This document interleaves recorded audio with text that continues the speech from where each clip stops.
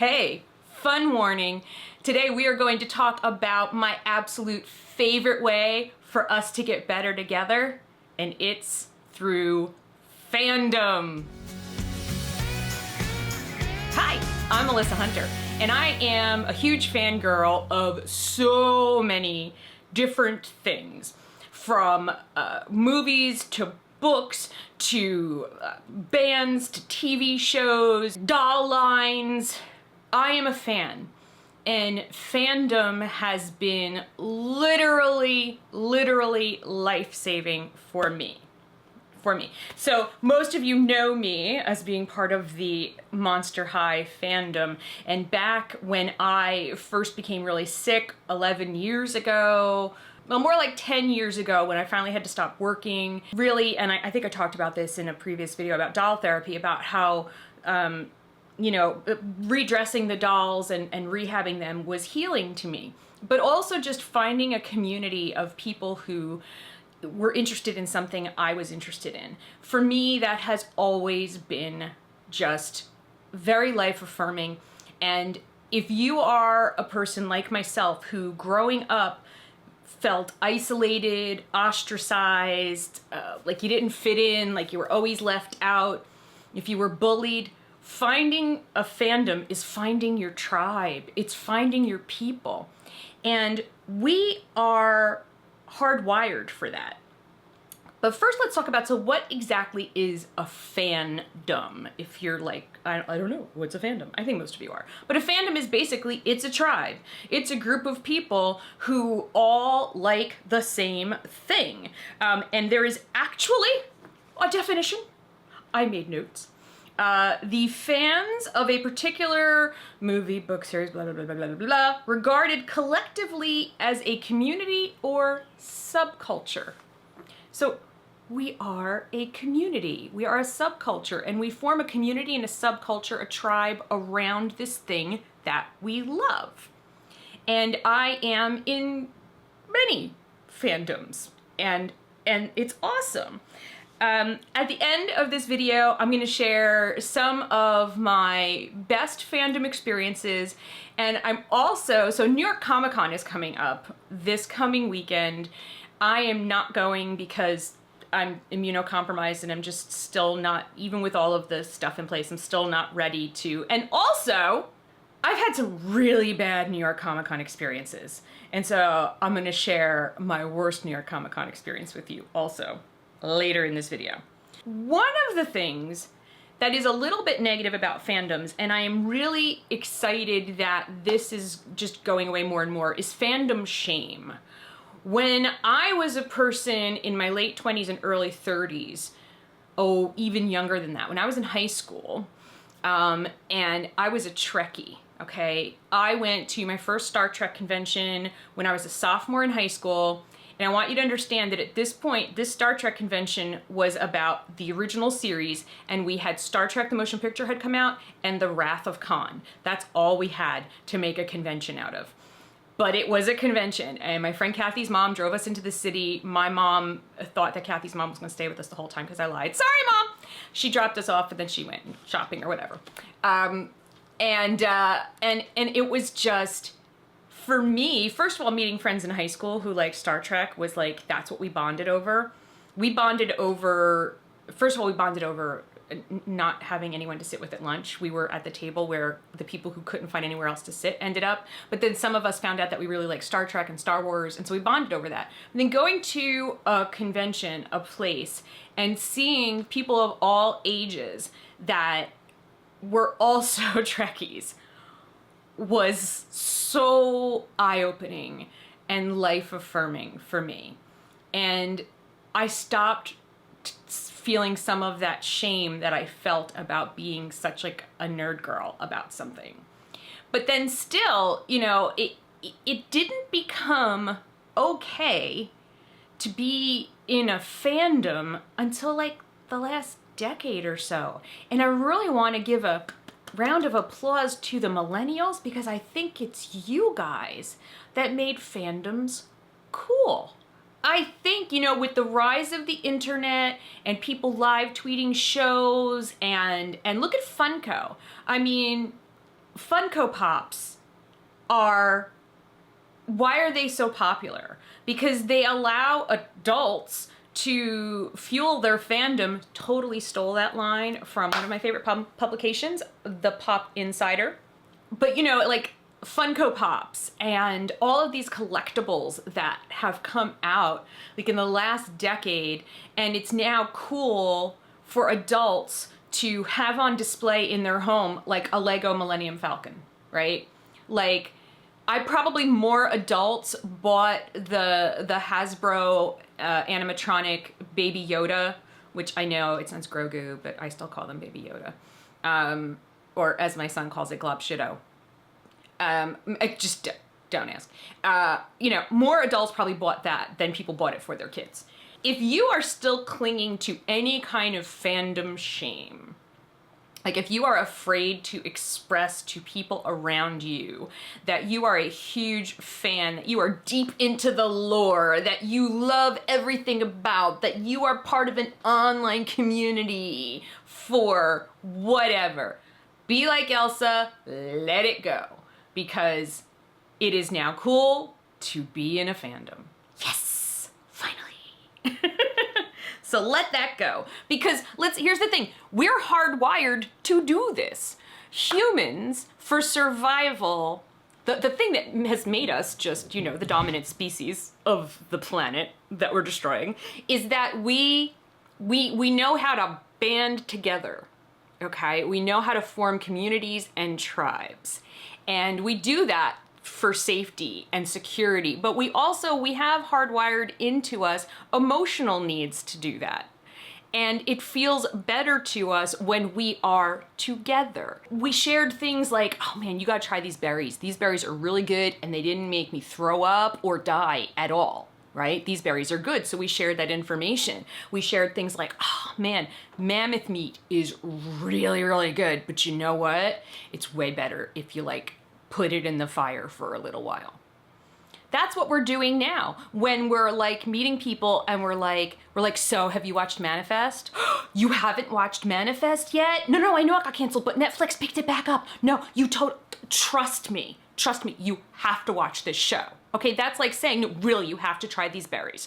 Did not make me poop my brains out at all, right? Like that's what we're doing in modern times. It's just our little cave people brains applying it in a new scenario. So it's perfectly natural to be part of a fandom. One of the coolest things that has come out of modern day fandoms is cons. And if you have never gone to a convention, and once, you know, the world is normal again, and believe me, we are going to be normal again someday. I promise, I swear, it's gonna happen. I know it is. I mean, people after the Spanish flu, bubonic plague, they were all like, nothing's ever gonna be okay again.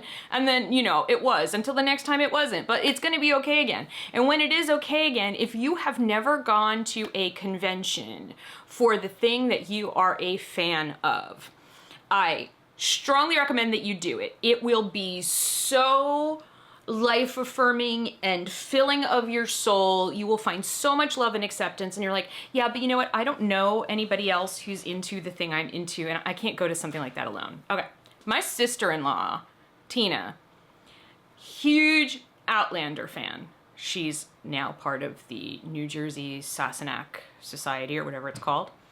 But no one else, like I wasn't into it, and then, you know, like she didn't have anybody else that was into it. And they were doing like a con, and my brother, I think it was for her birthday or her anniversary or something, my brother got her tickets to the convention. But like he didn't go with her, he got her a ticket, and he was like, oh, you're going, I'm not going with you.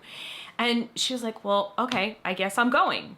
And the thing that happened at conventions happened.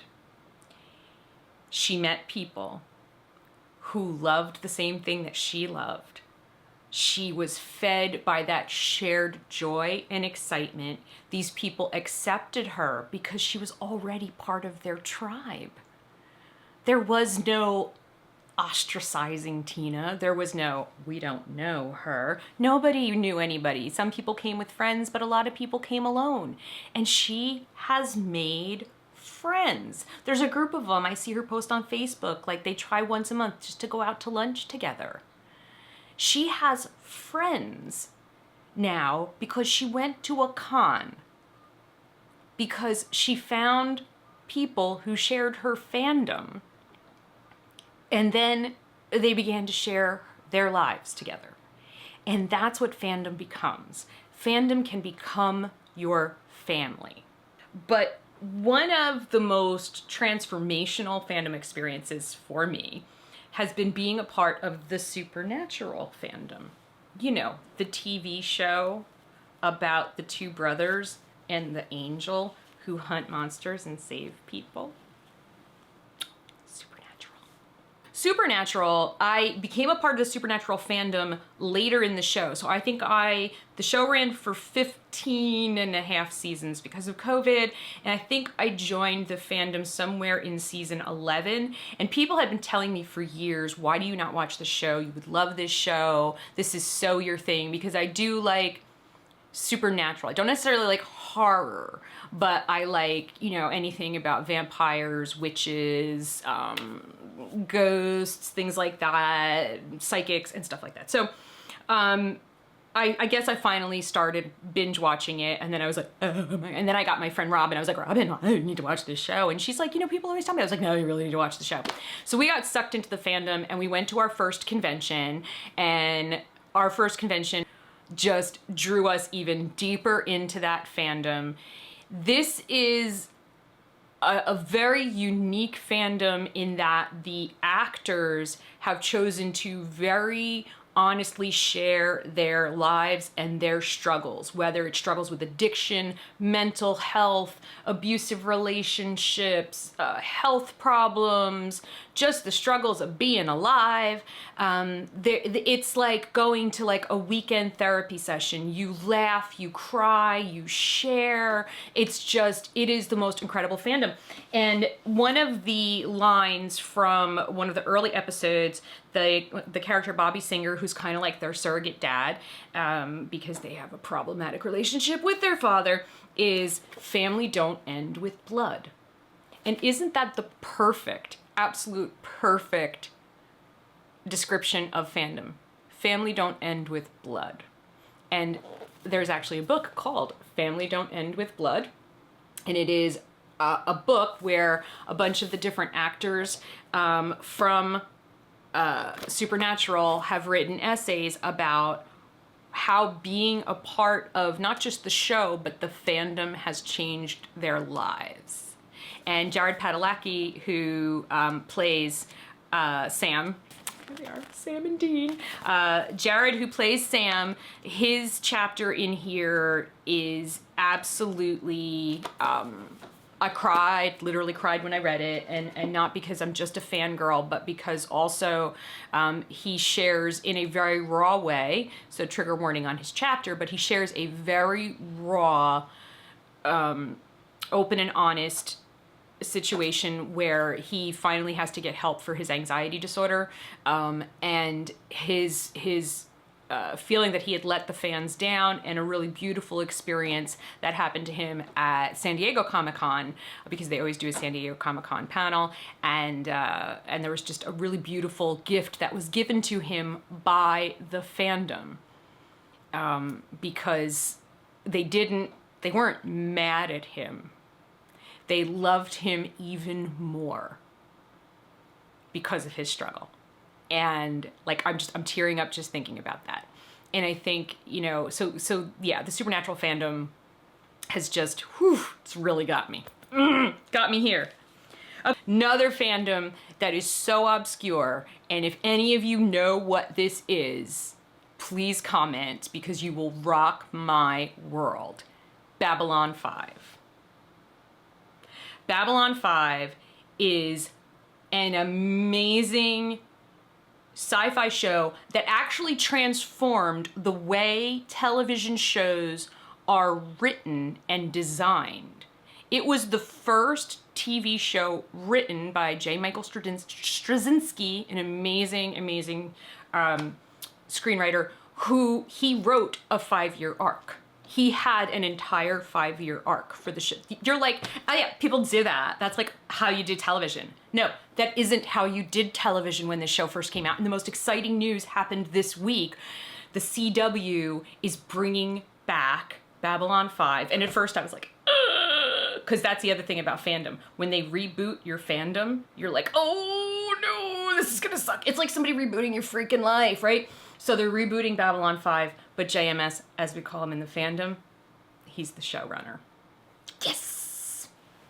Anybody? Anybody at all? That was one of my first experiences of adult fandom, because some guys that I worked with, they were software engineers, they were really into the show. I had just gone through the very difficult loss of my first husband.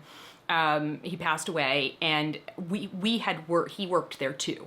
And these guys were just, they knew I was into sci-fi, they knew that about me, and they were like, hey, you know what, every week we meet on at Tuesday at lunch, we get a conference room and we watch, you know, this week's episode of Babylon 5. We know you like Star Trek, maybe you'll like this. And I was like, oh, thank you, that was so nice. And it was just a really, like they invited me. They invited me into their fandom.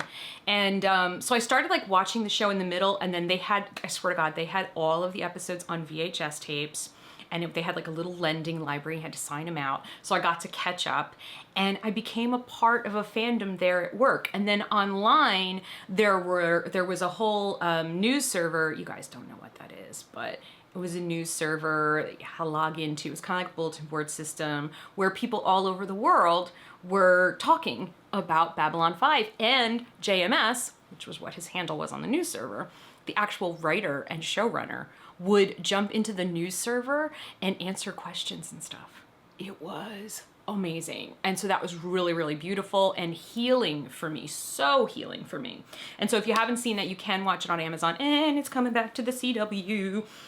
Okay, so I promised you that I would share some of my favorite New York Comic-Con moments, and then a New York Comic-Con horror story. Okay, so probably the best New York Comic-Con moment ever was the year that Monster High was exhibiting at New York Comic-Con. I think this was in 2013, I think. And it was the last time they exhibited there, but Garrett Sander, the creator, was there. And we were able, because at the time we were a very popular, we, meaning my son and I, we were a very popular Monster High channel on YouTube. We were able to interview Garrett Sander, the creator of Monster High, right there in the Monster High booth with all of the dolls. I mean, he took us around, he showed us, you know, all of the dolls, and he gave us this beautiful interview. And it was like just surreal, absolutely surreal. Just an amazing experience for both my son and I, and just absolutely highlight. Now on to worst New York Comic-Con experience. Now this was a tough one, because there are a couple of really bad New York Comic-Con experiences, because New York Comic-Con, I've never been to San Diego Comic-Con, and I probably never will be. Why? Because I don't like crowds. And I get really claustrophobic and anxiety. There's like just people, right? New York Comic-Con started to become that way. And one of the years that I was at went to New York Comic-Con, I had to go in a wheelchair. My legs just were not doing it. Now, when you are in a wheelchair at a convention that is wall-to-wall people, like just people are shuffling, they cannot walk. So first of all, you cannot maneuver at all, because you cannot get the wheelchair through. Like if you're a person, you can kind of be like, excuse me, pardon me. Wheelchair doesn't work that way. Like if you're in a wheelchair, you can't be like, excuse me, pardon me. Like it just doesn't work like that. So I couldn't get like to, you know, we were trying to get me to see some tables, because I love to like, you know, I like to look at all of the merch and the knickknack, and I really love the art, and I love the fan creations and all that. Couldn't see any of that. Couldn't see any of that. What I did see a whole bunch of were butts. I was butt level all day with people who had been eating at food trucks, and it was not good. It was not good. They were sweaty. They were farting. They were cosplaying, so they were overly sweaty because they were wearing costumes, and then some of them were, you know, not really covering the butt with the costume, which was also, you know, a thing because now I'm eye level with actual, you know, butts, and it was just not a good experience. It was horrible. Like, the smell, the sights, I couldn't see anything. It was just like a complete waste of a very expensive ticket. And I only went for one day, even though we had paid for the whole weekend. So that's my horror story from New York Comic-Con. That one actually trumps the one where I could walk. It was the last Comic-Con we went to. And it was so crowded that even though I could walk, we couldn't see anything, couldn't do anything, kept getting hit in the head by pieces of people's cosplay. Bill couldn't find a place to park. He had to go all the way back to Weehawken, New Jersey and take the ferry over. And then Caden and I both had panic attacks and ended up huddled against a wall, texting my husband to please come get us and rescue us from Comic-Con. Fandom could not save us that day. Too many people. So, fandom is, I think, one of the greatest things about being human. Because it's not just about being fans of something, it's about our innate ability to form community around things that we like and things that we're interested in. And I think fandom has the ability to give so much life to us and so much love to us. And if you are a fan of something and you have not dipped your toe into the fandom because you're afraid of, well, you know, there's infighting and there's factions and there's, you know, trolls and people are going to judge me that I'm not a fan the right way. Please try not to worry about that. Please try. Please go explore some of your fandoms.